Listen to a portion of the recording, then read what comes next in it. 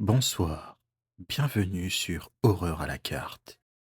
Partageons quelques histoires ensemble en explorant ce recueil et délectons-nous de cette angoisse. Je vous invite aussi à noter dans les commentaires là où les histoires qui vous auront fait frissonner. Alors, installez-vous confortablement et commençons avec cette première histoire.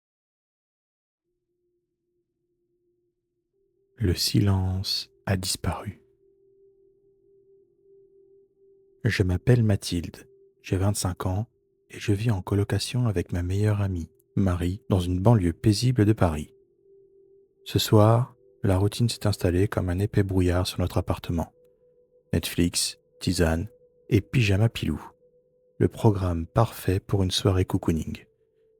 Marie est déjà plongée dans son film, absorbée par les aventures d'un chevalier en armure scintillante.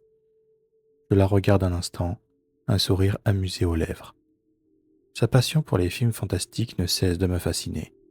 Moi, je suis plutôt du genre thriller psychologique, l'angoisse me procurant une étrange dose d'adrénaline.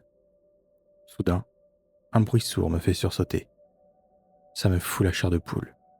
Dans l'oreille, le cœur battant à 100 à l'heure.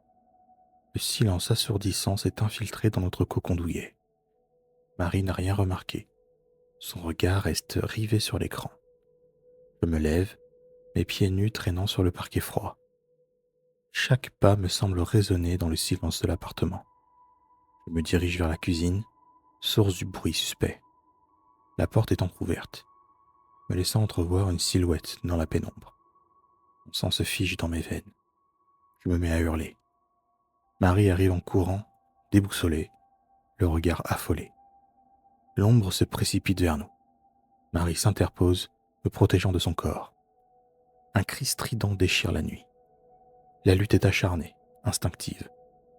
On est comme deux lionnes traquées, prêtes à tout pour survivre. Le sang coule, chaud et poisseux. La douleur est insoutenable, mais l'adrénaline nous donne la force de continuer. Un coup violent me projette au sol. Je titube. Marie est à terre, son visage tordu de douleur. L'intrus se tient au-dessus d'elle, le couteau levé. Je me redresse, une rage folle bouillonnant dans mes veines. Je l'attrape par surprise, le déséquilibrant. Un instant de flottement, une hésitation fatale. Je le plaque au sol, le corps tremblant de rage. Sa tête heurte le carrelage dans un bruit sourd. Il reste immobile et inconscient. Le calme est revenu. Le silence est brusquement brisé par les sirènes hurlantes qui approchent. Les lumières bleues des gyrophares illuminent l'appartement, transformant la scène en un tableau apocalyptique. Les voisins ont entendu nos cris et ont appelé la police. Marie est allongée sur le sol, les yeux fermés, son visage est pâle. Je m'agenouille près d'elle, la serrant dans mes bras, et je pleure dans un mélange de peur et de soulagement. L'hôpital est un labyrinthe blanc et stérile. Les heures s'écoulent dans un brouillard de douleur et d'angoisse. Marie est sortie d'affaire, mais la cicatrice physique et psychologique de cette nuit restera gravée à jamais. L'intrus est un inconnu, un visage banal perdu dans la masse des faits divers. Son geste reste inexpliqué. Il traînait dans le coin et il s'est dit pourquoi ne pas entrer ici. Depuis, le silence n'est plus le même. Il est désormais ponctué de flashbacks, de sursauts nocturnes et de regards inquiets. La peur s'est infiltrée dans notre vie, une invitée indésirable qui refuse de partir. Mais nous sommes deux et ensemble, on est plus fortes. On se reconstruit jour après jour, main dans la main. La lumière a succédé à l'ombre et l'espoir a vaincu la terreur. Le mystérieux manoir. Je m'appelle Grégory, j'ai 39 ans et je viens de débarquer à Orlando avec mon copain Gaspard. On a décidé de se lancer un défi un peu fou, trouver une vieille maison victorienne et la transformer en gîte de charme. Dès notre arrivée, on est charmé par le style architectural et l'atmosphère mystérieuse qui se dégage de la bâtisse. Mais on ne se doute pas encore que ce manoir abrite bien plus que de simples souvenirs. La nuit est venue, les premiers phénomènes étranges se manifestent. Des chuchotements à peine perceptibles dans le couloir, des brises froides qui glacent nos nuques, des ombres fugaces qui filent sur les murs. se rassure comme on peut, invoquant la fatigue et notre imagination débordante. Mais la peur commence à s'insinuer sournoisement. Une nuit, alors que Gaspard va chercher des outils dans le grenier, je me retrouve seul dans la cuisine, quand une silhouette brumeuse se dessine dans l'embrasure de la porte. Une femme en robe longue, le visage rempli de tristesse. Je suis tétanisé, incapable d'émettre le moindre son. Elle me fixe un instant, puis se dissout dans l'air comme un fantôme. Je raconte à Gaspard ce que j'ai vu.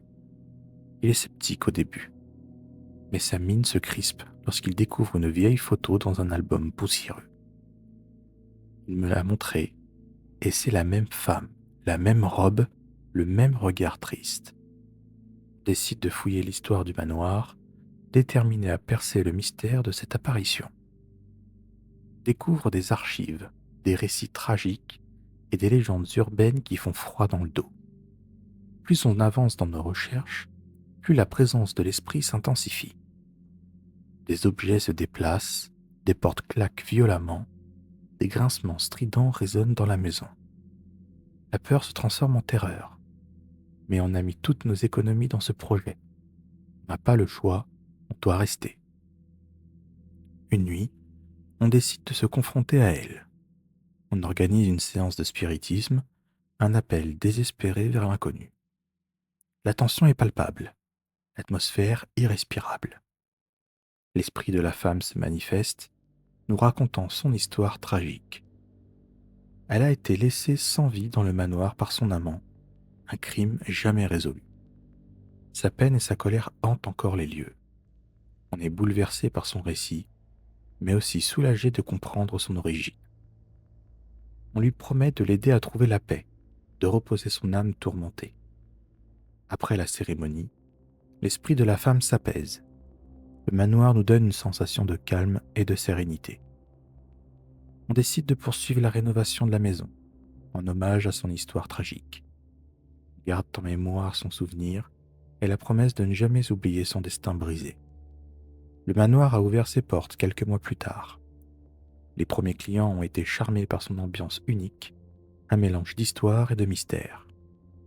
Gaspard et moi, on est toujours là, et parfois, lors des nuits calmes, on entend encore les soupirs du vent qui chuchote son nom à travers les persiennes de la maison.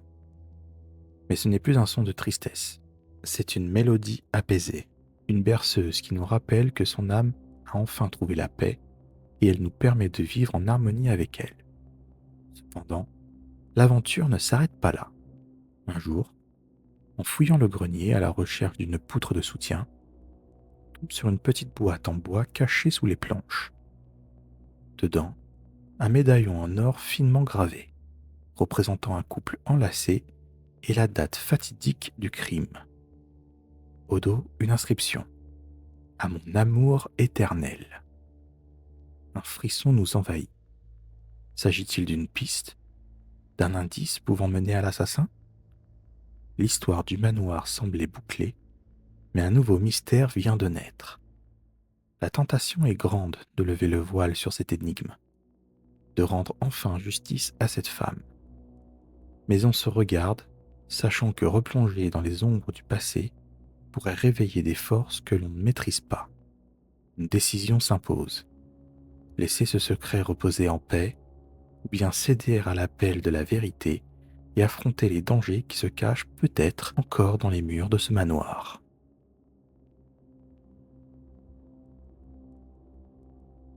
La boîte à musique.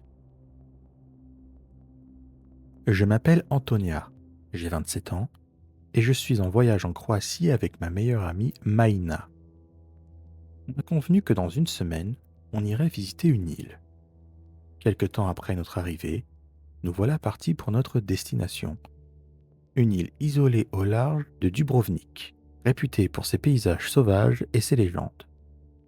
Dès notre arrivée, une atmosphère étrange nous enveloppe. Le vent murmure dans les branches des arbres centenaires. Un sentiment d'angoisse diffus s'installe au fond de moi. En explorant l'île, on tombe sur une maison abandonnée, battue par les vents et le temps. La végétation a envahi le jardin. Les fenêtres sont condamnées, et on est attiré à l'intérieur. La porte cède dans un grincement sinistre, révélant un intérieur sombre et délabré. Des meubles anciens, des portraits abîmés, des toiles d'araignées géantes, l'atmosphère est glauque. Dans un coin du salon, on trouve une boîte à musique en bois sculpté, super jolie. Lorsque je l'ouvre, la mélodie qui s'échappe est envoûtante, mélancolique, même funèbre. Ça fout les jetons. Soudain, la mélodie s'emballe. Les notes se transforment en un son distordu. La boîte à musique se met à trembler. Des lueurs jaillissent de l'intérieur. La figurine squelettique se met à danser de plus en plus vite. Elle est bizarre, bien loin de la petite ballerine habituelle. Ses ossements grincent en rythme avec la mélodie infernale. Une terreur absolue s'empare de nous. Maïna est tétanisée. La figurine s'arrête d'un coup et se tourne vers nous. Je saisis la boîte à musique et la jette à terre. La mélodie s'interrompt et la figurine s'immobilise. Un silence assourdissant s'abat dans la maison. On se précipite vers la sortie, complètement terrorisé. Derrière nous, des hurlements de rage et des trucs qui se fracassent contre les murs résonnent dans la maison. On court à travers la forêt comme si on était traqué. Les branches nous fouettent le visage et les épines nous griffent les jambes. Enfin, on atteint la plage et on se jette dans l'eau glacée. Les vagues nous secouent, mais on est en sécurité dans le bateau. De retour en ville, on raconte notre aventure. Les gens nous écoutent avec des regards graves, confirmant les légendes qui entourent la maison abandonnée. Ils nous disent que la boîte à musique est un objet maudit, capable de convoquer les esprits des morts, et que l'île est hantée par les âmes errantes de ceux qui ont trouvé la mort en mer. La peur et le mystère resteront gravés à jamais dans nos mémoires. De retour chez nous, on retrouve une vie normale. Mais le souvenir de l'île et de la boîte à musique nous poursuit. La mélodie funèbre résonne encore dans nos rêves, nous rappelant la danse macabre des morts. La question reste en suspens. Avons-nous été les témoins d'un phénomène surnaturel, ou bien notre imagination a-t-elle joué des tours à notre esprit? Mais une nuit, je l'entends. Ce son macabre résonne dans mon appartement.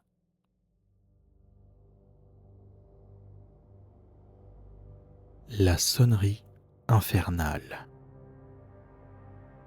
Je m'appelle Lola, j'ai 29 ans et je vis avec ma compagne Alexia dans un quartier calme de Los Angeles.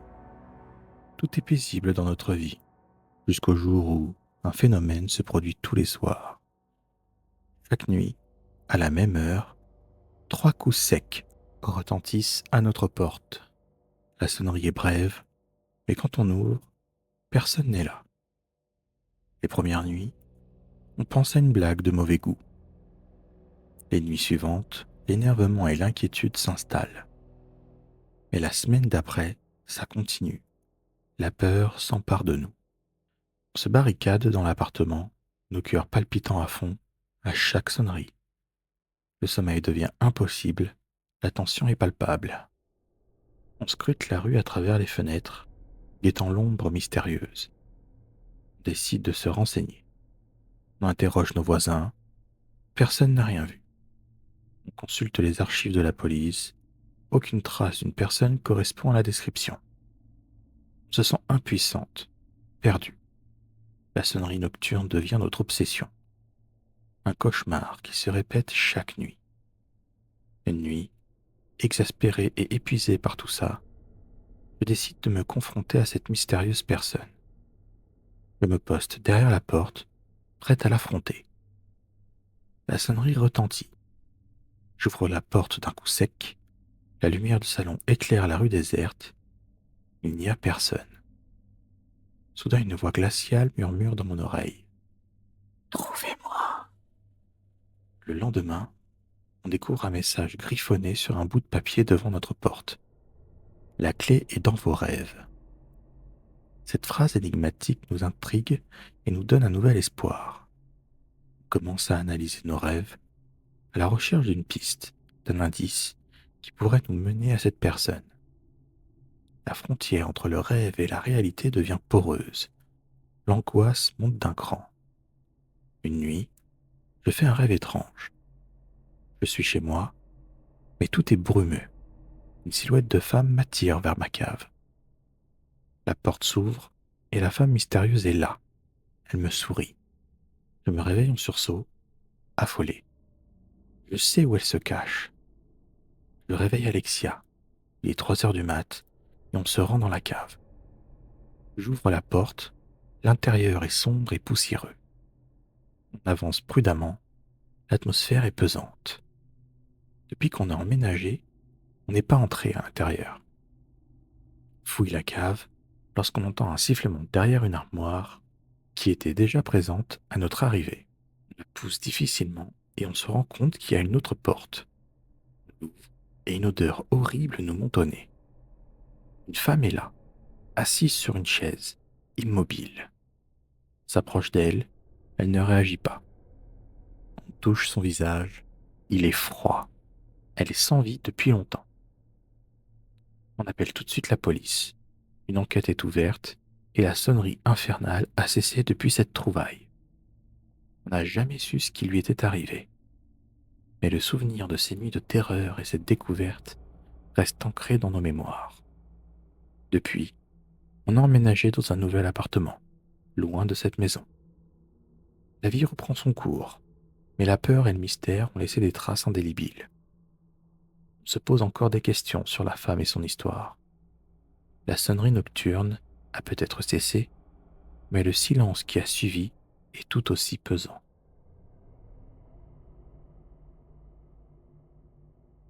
La pièce. Je m'appelle Carlos, j'ai 28 ans et je suis actuellement à Mexico, au Mexique. J'ai atterri ici il y a quelques jours pour un voyage d'affaires. Pour mon séjour, j'ai décidé de louer une vieille maison dans le centre-ville, une maison qui semblait avoir une histoire. Dès que j'ai franchi le seuil de la porte, j'ai senti une atmosphère étrange, comme si quelque chose n'allait pas.